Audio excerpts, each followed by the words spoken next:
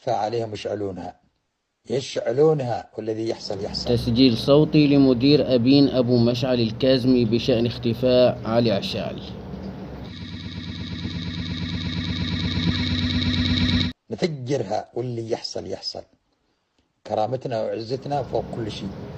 الذين ألقي القبض عليهم يوم أمس بعدن، فقد يكون المختطف علي عشال قد تم تصفيته. وهنا في التسجيل مدير أمن أبين أبو مشعل الكاظمي يدعو كل أبناء وقبائل بإشعال الحرب في حال تم التأكد من تصفية القائد علي عشال. ولن يهين كرامتنا واحد سافل وطرطور ونيخمد هذه الأمور ويجيبوا لنا صاحبنا ميت. يا نموت سوا يا نعيش سوا.